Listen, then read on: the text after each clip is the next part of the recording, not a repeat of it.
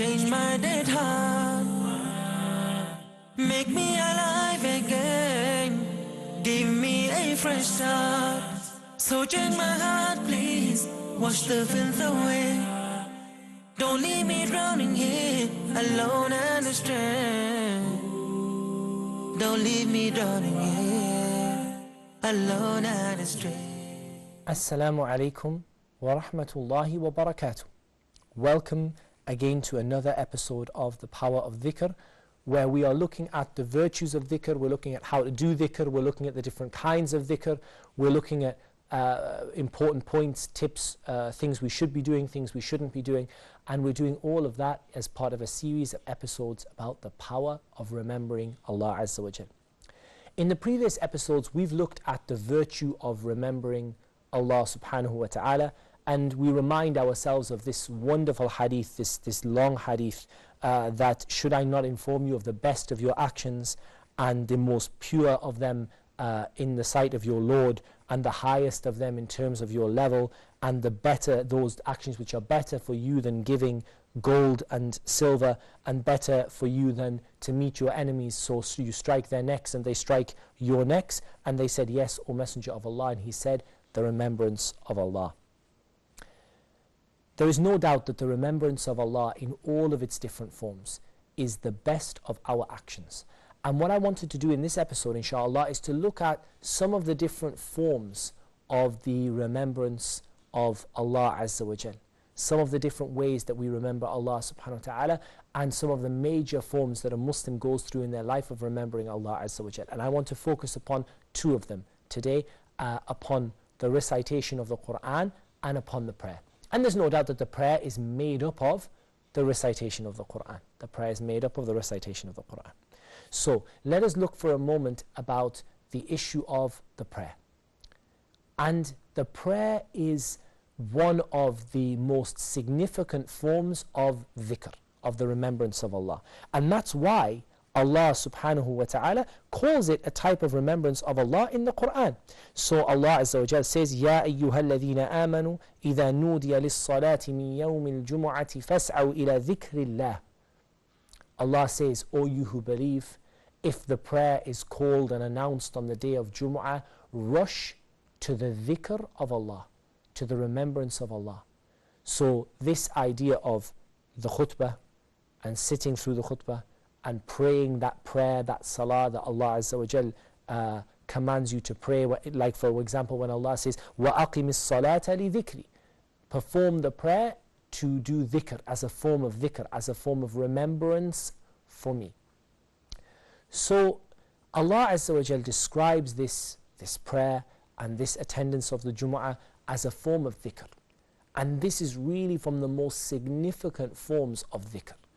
And Allah Azza wa Jal uses it as a means, and it informs us that it's a means for us to seek His help. So Allah says, وَاسْتَعِينُوا بِالصَّبْرِ وَالصَّلَاةِ. Allah Azza wa Jal says, يَا أَيُّهَا الَّذِينَ آمَنُوا اسْتَعِينُوا بِالصَّبْرِ وَالصَّلَاةِ. That all you who believe, seek help from Allah in patience and in prayer. So the prayer is really a very important part of the remembrance of Allah. And if you think about the prayer, if you think about the dhikr, if you think about the kind of dhikr that you do, Subhanallah, Alhamdulillah, Allahu Akbar, La ilaha illallah, La hawla wa la quwwata illa billah, Ma sha'Allah, Tabarakallah, Insha'Allah, all of these sort of daily dhikr. How many of those are present in the prayer? Think about the prayer from the beginning. Allahu Akbar begins with the remembrance of Allah. Then you praising Allah with Surah Al-Fatiha, which contains the highest form of dhikr. Alhamdulillahi Rabbil Alameen. All praise is due to Allah, the Lord of the heavens and the earth, the Lord of all of mankind. And again, the whole of Al-Fatiha in the remembrance of Allah, reading the Quran, which is all described as the remembrance of Allah. And then again, you go into your ruku', you say Allahu Akbar. You say Subhana Rabbi al-Azim. Glory be to my Lord, the most great. And this statement that you make is again dhikr. You rise up and you say Sami'a Allahu liman hamida Rabbana wa lakal hamd. Again, dhikr upon dhikr upon dhikr. You're making a lot of remembrance of Allah in a very dedicated and a very focused way. So your prayer really is very, very, very important. And we mustn't understand by dhikr that we're just referring to making tasbih and, you know, saying La ilaha illallah and saying Allahu Akbar using our fingers, or simply just sitting and saying Subhanallah, but that the prayer itself is one of the key forms and the key ways that we remember Allah Azza wa Jal. And that's why Allah subhanahu wa ta'ala says in the Quran, وَأَقِمِ الصَّلَاةَ لِذِكْرِ, perform the prayer. And notice that Allah says أَقِمِ الصَّلَاةَ. He doesn't say sallu, He doesn't say pray, He says establish the prayer. Do the iqama of the salah. Perform the prayer properly, perform it fully and completely. Do it with all of its recommendations, all of the parts, the extra du'as that you can learn. So the first thing we want to encourage people to do in terms of the dhikr of Allah Azza wa Jal is the dhikr that relates to the prayer. And this means that you learn your du'as of the prayer, du'a ul-istiftah, the du'a that you make when you begin. You learn how to perform the prayer with proper concentration. You really try to make as much dhikr. And the place for dhikr in the prayer especially is the ruku'.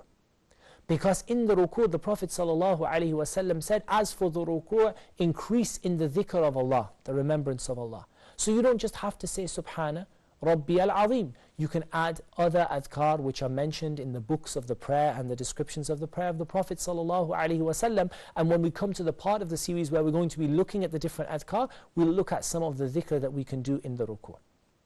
Likewise in the sujood, when you're in the sujood is a time for dua, a time for calling upon Allah subhanahu wa ta'ala.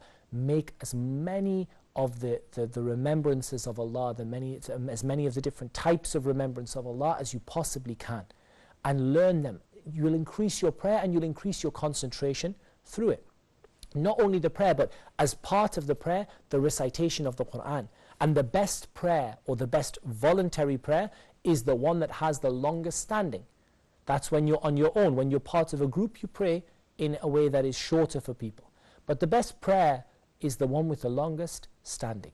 So this is remembrance of Allah. Allah Azza wa Jal describes the Quran as a dhikr, the remembrance. And this remembrance is there for you to remember Allah. And again, what greater form of the remembrance of Allah can you get than Allah's speech? The Quran is the speech of Allah. And the speech of Allah is the greatest form of His remembrance. That Allah subhanahu wa ta'ala is teaching you Himself through His own words subhanahu wa ta'ala how to remember Him. And so again, the recitation of the Quran, reciting the Quran regularly and frequently, reciting the Quran and thinking and reflecting upon it, reading the Quran in the language you understand, reading the books of tafsir of the Quran. These are all things that are vital for us if we're going to be from الذَّاكِرِينَ اللَّهَ كَثِيرًا وَالذَّاكِرَاتِ, those people who mention Allah much, who remember Allah much, from the men and from the women. And we can't be from those people until we focused on these two things, upon the prayer and upon the recitation of the Quran. How many people try to recite the Quran? They recite a large amount and then they forget it. They memorize some and then they forget it. But the Quran is, the idea is that you take a small portion every single day and you get through it, the next day again, the next day again, the next day again. Eventually you finish the Quran, you start again. You finish the Quran, you start again. You finish the Quran and again you start again. So bit by bit and step by step, you are being from those who frequently and regularly mention Allah. Remember, the most beloved deeds to Allah are those that are continuous, even if they are small, as the Prophet ﷺ said. So we're not worried if our continuous deeds are not as much as some other people do. Someone comes and says, I read half of the Quran today. I read a third of the Quran today. In Ramadan, I read the whole of the Quran 3 times. We say to them, very simple. That's wonderful if you're doing that all throughout the year. But if you're just doing that every now and again, that's not as good as the continuous, small, regular deeds that you're reading a half a page a day, or a page a day, or 2 pages a day. 2 pages a day is enough for you to finish the Quran once a year. And then you can finish it again once in Ramadan, so you can do the Quran twice a year. How many of us who are watching this program today can say that we finish the Quran every year, year in, year out, twice a year? And it doesn't take very much of our time. a few lines after every prayer, and we finish the Quran twice, 3, 4, 5 times every single year, year in, year out. So we become from the people of the Quran and the people who are those who remember Allah much, both male and both female. I think in terms of our prayer, we need to make sure that our prayers are on time. We need to make sure that our prayers are full of concentration and full of attentiveness to Allah. And remember that concentration in the prayer, it starts from the heart. It doesn't start from the eyes or from the limbs or from the tongue or from what you say, but it starts from the heart. And if your heart is still and tranquil, then the whole of the rest of the body will fall in line. And when the heart is busy thinking about this and that and the other, then there's no doubt that the same thing will happen to the body. The body will become busy and will become distracted. So you focus on making the heart still and quiet. And this is something that you can do in many different ways. From those ways is to attend the masjid early, to sit and wait for the prayer, because the one who is sitting and waiting for the prayer is the same as the one who is in the prayer. He gets the reward of praying. And from the ways is to think about what it is that you're saying. How many of us actually know what it means to say Subhana Rabbi al-Azim? We say Subhana Rabbi al-Azim, Subhana Rabbi al-A'la. We say these words hundreds of times. We say them every single day, tens of times. We say again and again and again, hundreds of times we say these words.